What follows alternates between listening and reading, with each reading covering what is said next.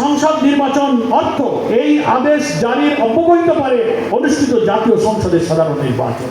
এই আদেশটা 13 নভেম্বর 2025।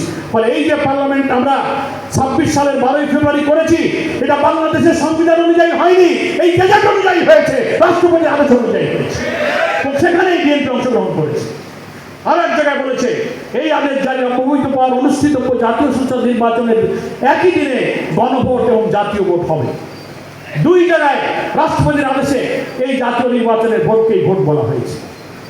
এখন উনি যদি এই গেজেট, রাষ্ট্রপতির আদেশ, এই সংবিধান সংস্কার আদেশ যদি অস্বীকার করলে এই পার্লামেন্ট মানা হয় না, মন্ত্রিত্ব থাকে না, এমপিগিরি থাকে না, এই সরকারও তখন থাকে না। মানে সবগুলো দাঁড়িয়ে আছে এই আদেশের উপরে ভিত্তি করে। কথা বুঝে আসছে? এই জন্য আমরা সরকারি দলের মন্ত্রীদেরকে বলবো যে এই কথা বলেন না, যেটা সংবিধানে নাই। সংবিধানে নাই থাকলে আপনিও সংবিধানে নাই, প্রধানমন্ত্রীও নাই, পার্লামেন্টও নাই, আইনমন্ত্রীও নাই, স্বরাষ্ট্রমন্ত্রীও নাই। আপনি পার্লামেন্টে দাঁড়িয়ে ব্যাখ্যা দেন, এই ব্যাখ্যা দেওয়ার ক্ষমতাও আপনি পেয়েছেন on the basis of this presidential order. আমার ভাইরা, আমি কথার কনক্লুশনের দিকে আসছি। আপনাদের কি কোনো কথা বোধহয় আর বুঝতে বাকি থাকার কথা না। ভেজালটা কোথায় বাধাইছিল, সে ভেজালটা আমি ছাড়াইছি। ভেজাল হলো গণভোট আর জুলাই সনদ, আর একটা হলো সংস্কার আর সংশোধন। বুঝতে পারলেন কি না? সংবিধান সংস্কার পরিষদের বৈঠক ডাকেন, শপথ নেন, আলোচনা হোক, আমরা এখনো রাজি আছি। কিন্তু আপনি যদি ঘাড় ব্যাখ্যা করেন, ঘাড় তো আমাদেরও আছে কিনা বলে? তা এই দুইজনেই যদি পয়েন্ট অফ নো রিটার্নে চলে যায়, তাহলে আবার সেই সহিংস সংঘাতের রাজনীতির দিকে দেশকে দয়া করে ফেলে দেবেন না। বলটা এখন আমরা সরকারি দলের কোর্টে দিয়ে দিচ্ছি, নাকি বলেন? আমরা রাজি হয়েছি। এখনো আমাদের বিরোধী দলের নেতা বলেছেন যে আমরা সকল ভালো কাজে সরকারকে সাহায্য করব। কি বলেছে না? সকল জনস্বার্থ বিরোধী মন্দ কাজে আমরা প্রতিরোধ করব, বাধা দেব, প্রতিবাদ ছাড়া। আপনি আনেন, ঠিক আছে, বলতে পারেন যে ভাই আমরা 30 দিনের মধ্যে তো সংবিধান সংস্কার পরিষদ বৈঠক ডাকতে পারিনি, ভুল হয়ে গেছে। তো এখন আপনি পার্লামেন্টে একদিন দাঁড়ায় বলেন যে ট্রেন তো ছেড়ে গেছে, উঠতে পারিনি, মাঝখানের কোনো স্টেশনে আমার একটু উঠতে দেওয়া যায় কিনা, আমরা ট্রেনটা থামাইলাম। ওঠেন, উঠে বলেন যে আমরা জুলাই সনদ মানব।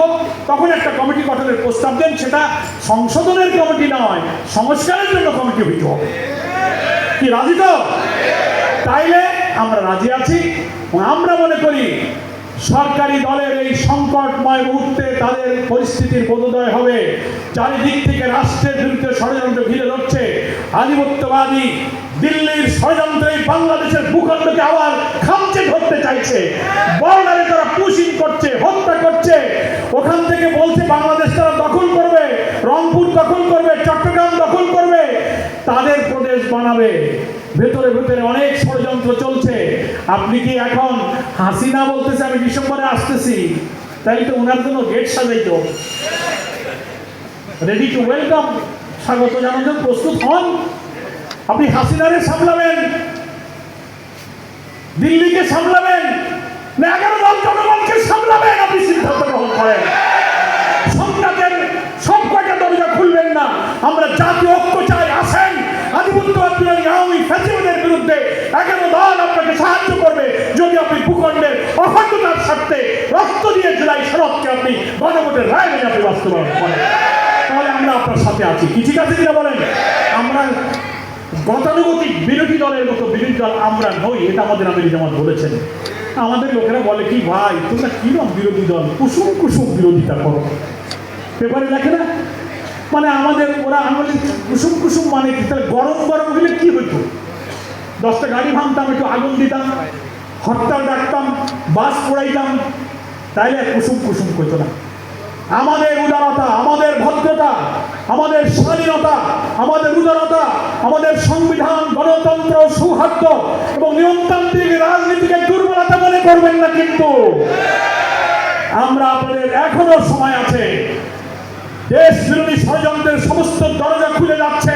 আপনি ঘরের মধ্যে আপনি শত্রুতাকে আহ্বান না করে আসুন। গণতান্ত্রিক দেশের বিরোধী দল, সরকারি দল আমির জামাত তো বলেছেন সাইকেল হলো যেমন চলে দুইটা চাকা, সরকারেরও দুইটা চাকা, একটা সরকারি একটা বিরোধী। এক চাকাকে সাইকেল বলে না, দুই চাকাকেই সাইকেল বলে। বিরোধী দল একটা চাকা, সরকারি দল একটা চাকা, দুই চাকাকে নিয়ে আসে সাইকেলটা চালায়। একা একা চালাইলে কিন্তু পড়ে যাবে, এক চাকা চালানো যায়?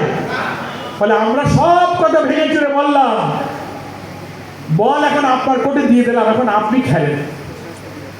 আমাদের কোর্টে কোনো বল নেই, তবে খেলবেন আপনার কোর্টে বল দিতে সাবধানে শট করবেন, কিন্তু শট যদি ভুল করে পেছনের দিকে শট দেন, ব্যাক পাস করলেই গোল হয়ে যাবে কিন্তু নিজের দিকে। সাবধানে খেলতে হবে।